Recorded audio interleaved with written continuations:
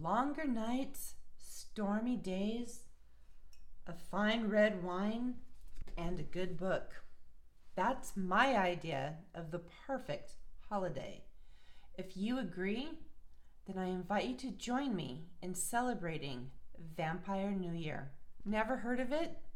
Then you haven't read Zinfandel's Grimoire by Gwen Alyce Clayton. That would be me.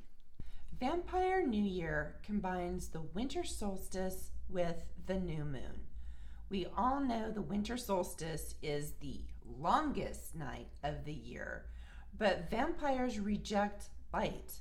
So if the solstice falls on or near the full moon, then that's not going to be as celebratory as the new moon, where the sky is completely dark. Here's what I wrote about it in Zinfandel's Grimoire. But first, wine.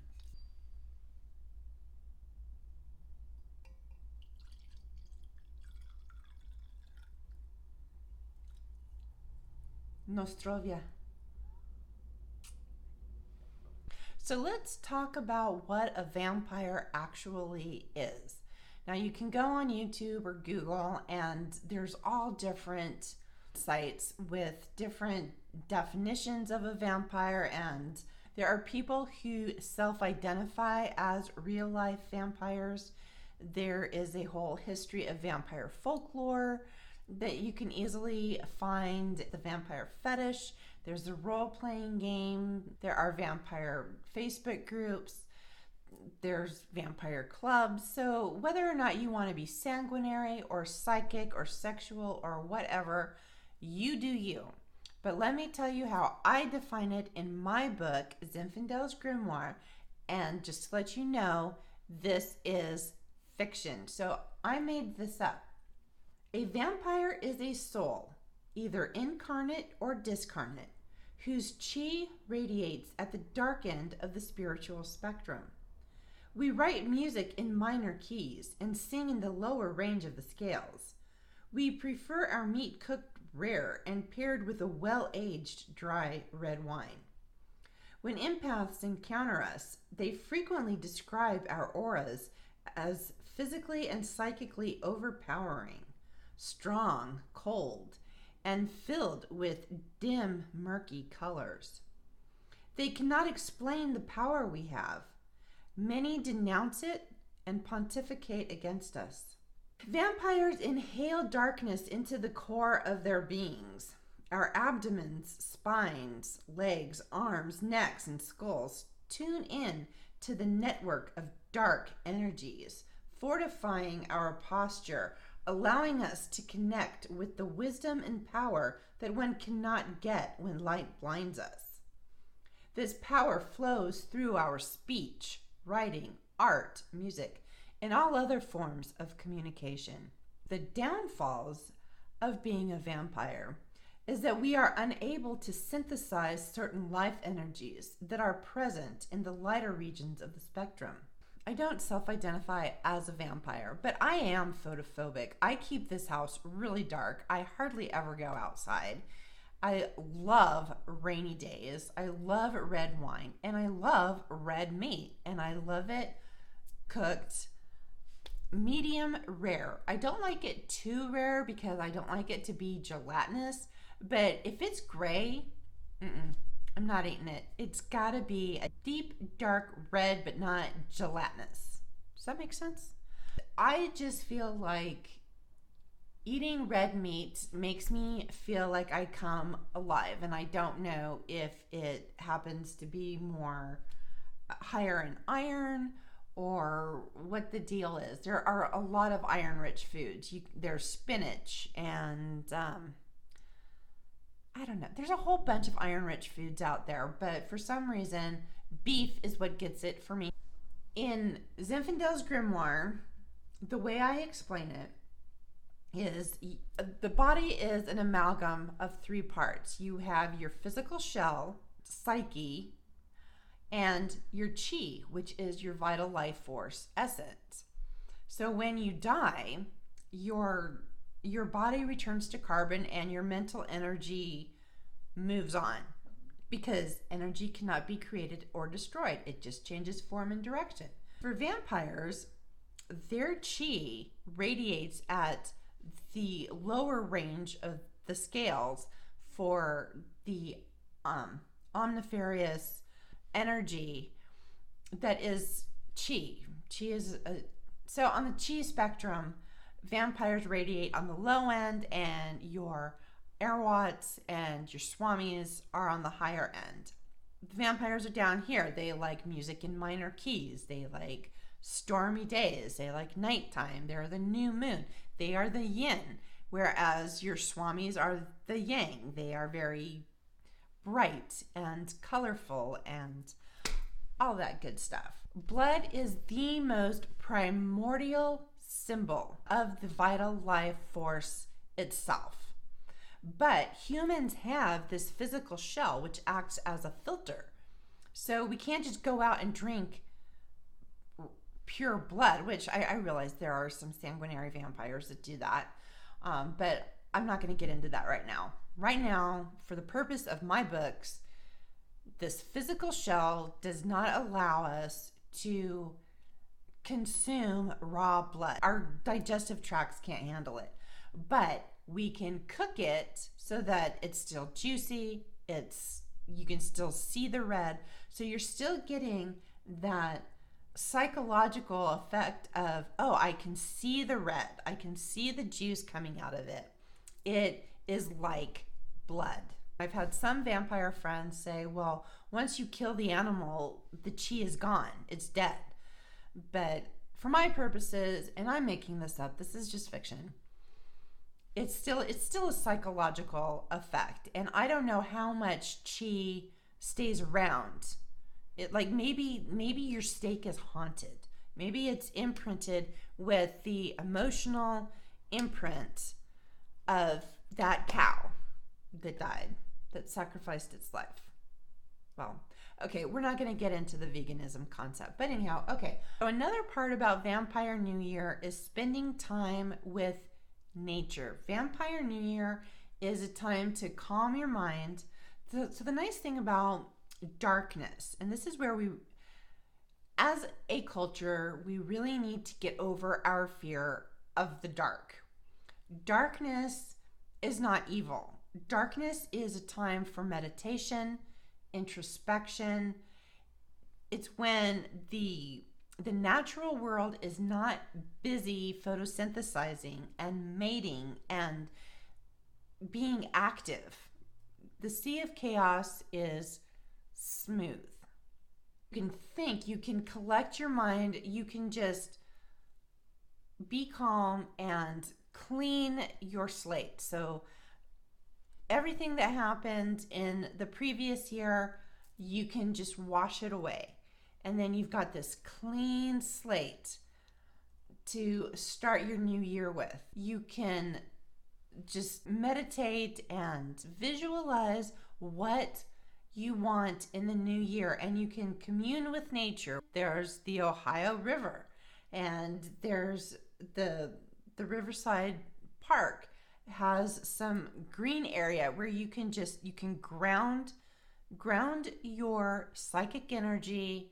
You can stare out into the Ohio River and just commune with nature. You can breathe in the fresh air around you and stare up at the night sky and just space out. In 2021, the winter solstice falls on December 21st. However, the full moon is December 18th, which puts the winter solstice in a waning gibbous. That's right, a waning gibbous. So it's still going to be like hella bright. The new moon closest to the winter solstice, if we're going to conform to the Gregorian calendar, then December 2nd is the new moon before the winter solstice, and it's the last new moon of 2021. But the next new moon is January 2nd, 2022. So If we extend our year out 2 more days, we have Vampire New Year as January 2nd, 2022. That is the longest, darkest night of the year. It's the longest, darkest night of the year. Now, I'm not really into astrology per se. The critical thinker in me is like, well, what kind of research and statistical analysis went on to arrive at these conclusions that, well, I'm an Aquarius, therefore I'm an air sign and I think a lot and I'm a good writer and communication is my jam. And interesting, I was born right on the cusp in Asian astrology. I was born right on the cusp of Year of the Rooster and Year of the Dog, because it didn't become Year of the Dog until February 6th of the year I was born. And I was born February 2nd. So that's another fun piece of trivia for you. In my book, I talk about the importance of having an almanac and the new moon and the solstices and the equinoxes and all the different astrological and astronomical occurrences, events, whatever they are, because our bodies are 60% water. So if the moon can affect the tides of the Earth's oceans, well, naturally celestial bodies are going to affect us. But how exactly that's done, I personally, in real life, I don't have any kind of evidence. I haven't researched that. I don't know. If any astrologers are watching this, if you could comment down below how exactly you know that astrology works or divination works. And so that just kind of brings us to our next point. In my book, Zinfandel's Grimoire, and I'm reading from my Kindle here. It's a Kindle Fire 8, in case you're wondering.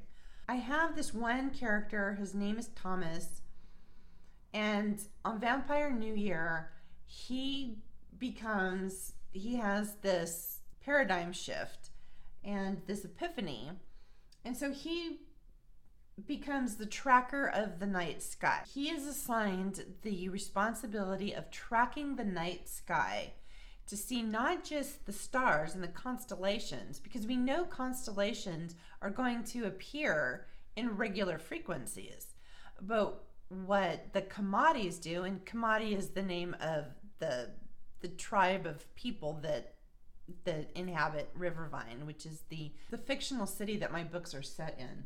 Thomas is assigned tracking the night sky to see the gradients of black and blue and the shadows and the murkiness, and to read those patterns in the negative space between the stars.